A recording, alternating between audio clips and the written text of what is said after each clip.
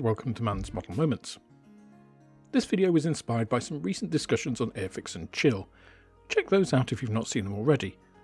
And these were about the International Plastic Modeler Society, or IPMS for short. Those ranged from how the society functions and its relevance today, to how it judges competitions. I mentioned in those discussions that I think the IPMS needs to take a long look at what it's for today and why it exists. Now, I've mentioned before that I've been in commercial roles for almost 30 years, and over the past couple I've been doing consulting work.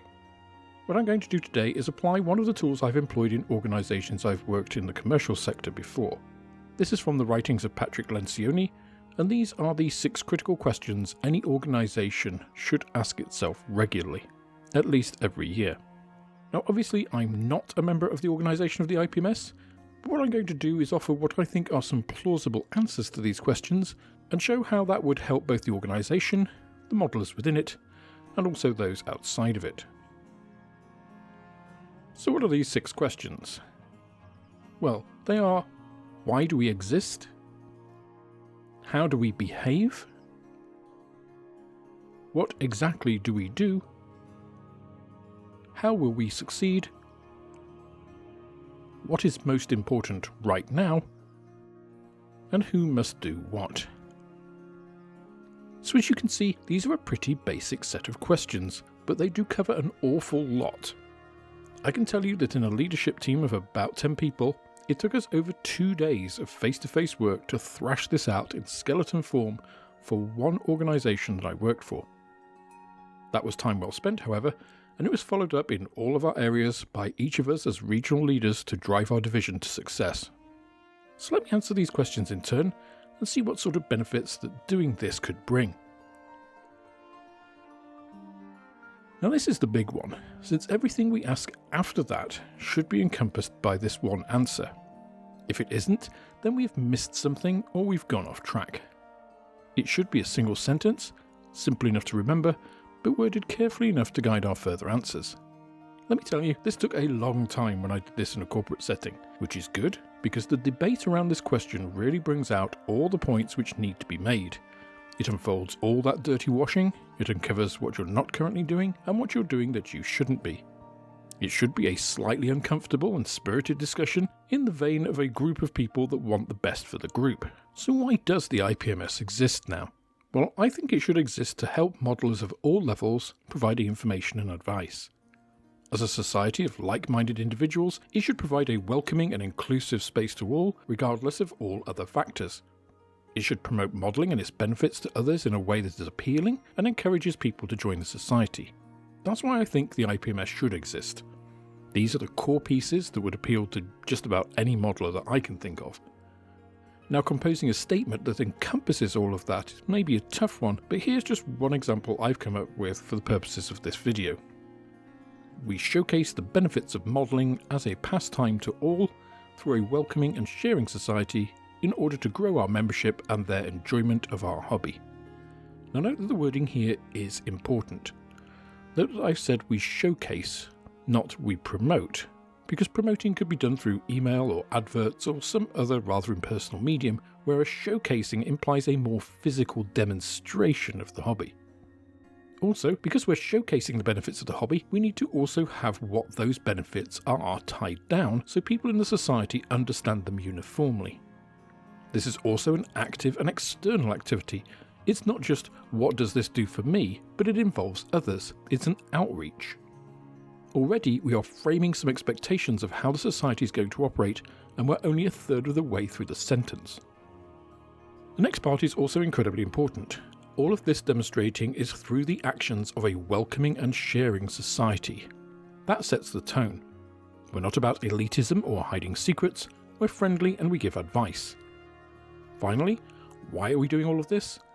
It's to grow the society and, very importantly, the membership's enjoyment of our hobby. We include ourselves and all other members in this last part, and it's what everything is for. It's to grow by making this an enjoyable hobby. This is why this is so powerful. It really focuses you down on the distilled essence of what your group, society or company is trying to do, and crystallize it in a single sentence that everyone can agree with. Now, I'm not saying that what I've come up with here is perfect, but I don't think it's a bad start, so we'll use it for the rest of this experiment. Well now, we've already answered some of this in our prior statement, haven't we? That's not surprising, but here we also want to dig a bit more into what we want all of our members to be like. What are the ideal characteristics? If we were a company, what would get you fired, and what's the antithesis of that? I think mine for the IPMS, given our answer to question 1, would be: we are welcoming. Modelling is an individual hobby, but we offer an open house to anyone interested in it. We are supportive. We offer encouragement to all modelers regardless of their subject choice or skill level. And we speak with knowledge and humility on topics that we are passionate about. We don't want people to offer unrequested criticism to other modelers, and on those subjects that we do know about, we speak as a shared learner, not a preacher. When someone really knows their stuff, they don't brag about it unrequested to anyone, and how many people has this put off from societies, including the IPMS, in the past? Think about the good experiences of workplaces or groups you've had. It's generally where you're welcomed in openly, supported, and have advice and information provided when you've needed and asked for it.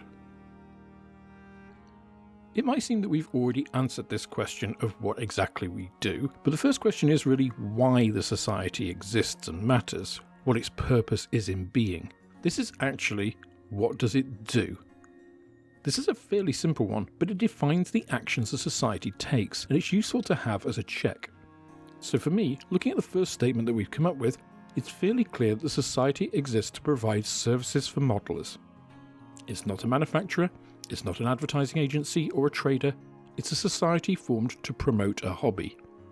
That's useful because as we go on through the next 3 questions, if something falls outside of this simple provision, it's probably reached out of scope and shouldn't be something the society should really be engaging in. Now this is where we double down and get into the nitty-gritty of what the society is actually doing, the individual strategies and the tactical deployment of those strategies to achieve the society's aims. I've listed here a group of activities that I think the society needs to engage in to achieve its goals by clearly showing its value. We attend and host shows to demonstrate our hobby and its benefits. We have and support regional clubs across the world to provide local hubs to engage and grow our membership. We promote the hobby and membership by working with clubs, manufacturers, companies, and social media. We provide easily accessible information and advice to our members. Now the items above are each a fairly large chunk. These are the broad strategies by which the society achieves its aims. These might not cover everything, but I think they cover the majority of what is needed. In this exercise, it's likely you have more than any one group can achieve, even medium term, so this step is all about prioritization. To me, the most important things that we've just listed in our prior step are C. Promoting the hobby, and D. Making information and advice accessible. I think most members agree that the 1990s called, and they want the IPMS website back. This sort of website was simply not acceptable in the 2010s, never mind the 2020s, and becoming relevant to the future society's members and providing the broadest possible platform on which to be able to showcase the society is incredibly important. With that solid baseline, the promotion of the hobby and benefit of membership can be pushed by working through all of the available channels. But without that website being a beacon of modern ease of use, that won't work.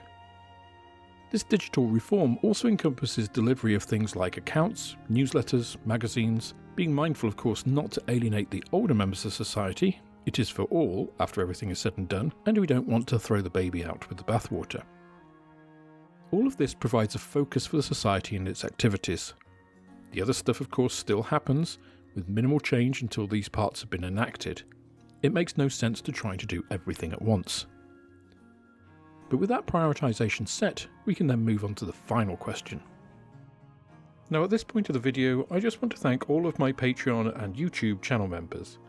I mentioned that I was going to put this mid-roll in future videos in my prior video on this, and I had to add a few more names onto the list since then, so thank you so much to all of you. Your help at this time is very much appreciated. If you are able to become a channel member, it really does contribute a huge amount to me being able to keep the channel going, and at the moment it's my preferred platform for support. This is where we look at that prioritization and start to assign tasks. How is the society going to revise its website? Clearly, that's the responsibility of the webmaster, but what we need here is a clear plan, not just a statement. We need a fully fleshed out action plan with timelines, deadlines, completion dates, budgets, and so on. This is the priority for the society, so what resources are needed? I think Moss hit the nail on the head here, in that this is not a job for amateurs. The society needs to engage a professional company to do this for them, which means a clear vision of what is needed at the outset.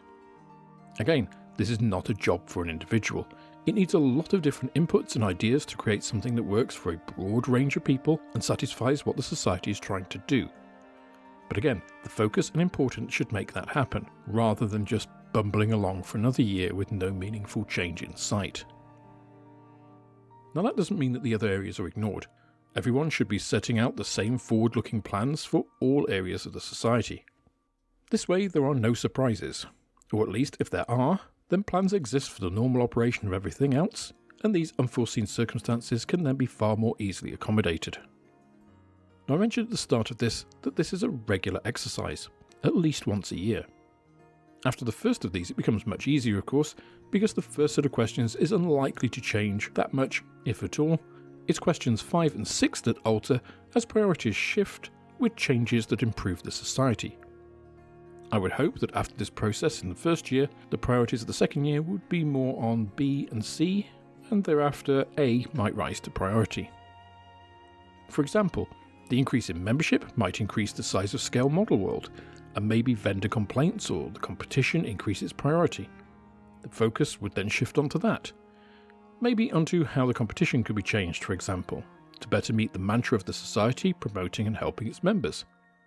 I would be far more interested in a competition that gave feedback, for example, and the tired old response I hear is that it's too difficult, it would take too long, and so on. Well, if the raison d'etre is for the society to help modelers, then there needs to be that mechanism of feedback to encourage less experienced modelers, and so it needs to be incorporated into the society's plans. I had a shower thought this morning on this, which I will claim as my own unless someone else has some written or video evidence of having come up with it before. Why not let competition entries become self-policing? By that, I mean if we have 3 categories, basic, intermediate and advanced for example, you enter the competition in the category you feel you should be at, where you are in your modelling journey. I would probably enter into the intermediate category myself, for example.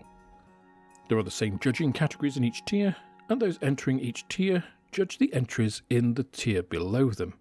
So part of entering the competition is that you also have to judge others, except for those beginners of course, who you don't want to burden with that. The advanced category and overall show winner categories are then judged by the society judges. This reduces the burden on the judges, and also gives those competing a better insight into the competition. The golds from basic, golds and silvers from intermediate, and all medal winners at advanced go into the finals, again judged by the main judges. But Alex, you say, what's to stop Spencer Pollard or Plasmo entering a model into the basic category and sweeping the board? Well, I would put a couple of caveats here. Firstly, I'd have only 1 entry per member, and the consideration for the overall show categories is limited by entry level. So a basic level entry can only win a bronze at highest in the overall competition. So to have a shot at best in show in any category, you're going to have to enter the advanced level. This makes it more inclusive for everyone, democratizes the burden of judging, and thus allows for feedback from people who, by your own admission, are more experienced than you are. Imagine entering the nationals at a basic level and coming out with a gold at basic level and a bronze at a national level. That is not a discouraging experience, as it means you've beaten other intermediate and advanced level finalists for that position. Also, imagine the shame of someone who is famously an advanced modeler putting a model into the basic or intermediate category. So as I said, it becomes self-policing. The role of the society here becomes more organisational than judgmental too, which I think is good. It also offers the possibility of a select set of professional judges for the highest tier, and maybe they don't get the same level of feedback because they're already at that level and they don't need it.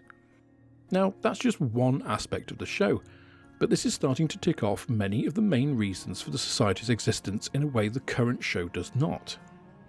That's why understanding the reason for your group's existence is so important. Another aspect to consider are the traders.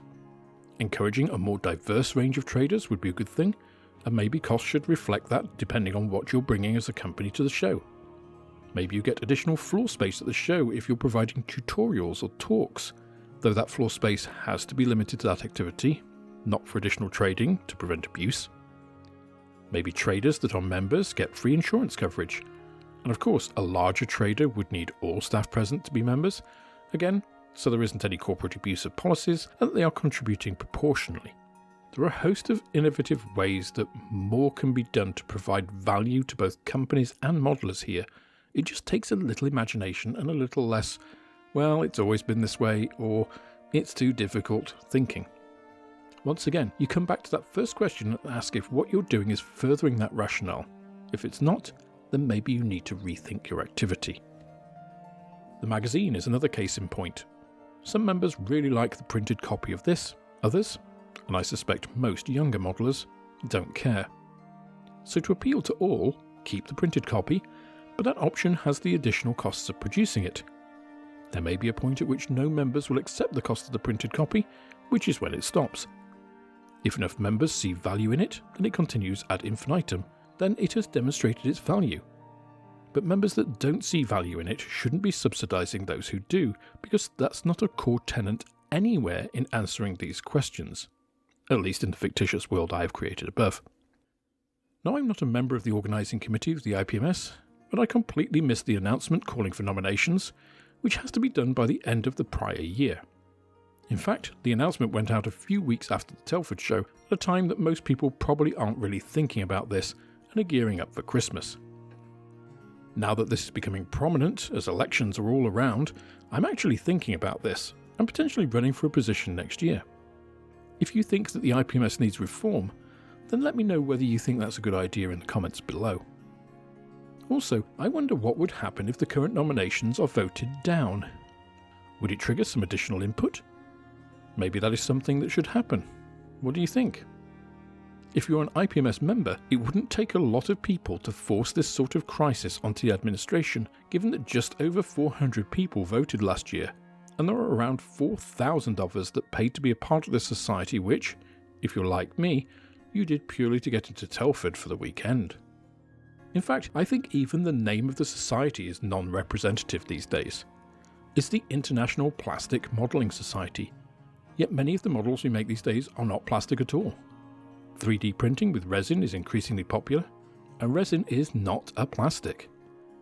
White metal models are not accepted into the competition, but actually this material has more in common with plastic than resin does. I'd drop the plastic from the society completely, and open the doors to any modeler, whatever material they're using. It could be driftwood for all I care. Does anyone really care whether an artist uses watercolour, oils or acrylic for their paintings, or do people judge the art on its face value? Whatever you think about the IPMS, I think it's been a little bit out of touch for several decades now, and as time goes on, the disparity between what it does and what the general hobby do are increasingly divergent. As I hope I've demonstrated, the path to make itself relevant isn't necessarily difficult, it's a matter of will and action. If you're an IPS member, that will is yours, and you should exercise it in the way you feel is best for its future. That's all for this instalment of Mann's Model Moments. If you enjoyed the video, please click the like button, subscribe to the channel for more like it, and share this video with others you think would also enjoy it. You can also follow me on Instagram, Twitter and Facebook, and if you're feeling generous, then I also have a Patreon, which is absolutely the best way of helping me to grow the channel and produce more content like this. With that, I hope you have plenty of modelling moments of your own, and I look forward to welcoming you on the next video.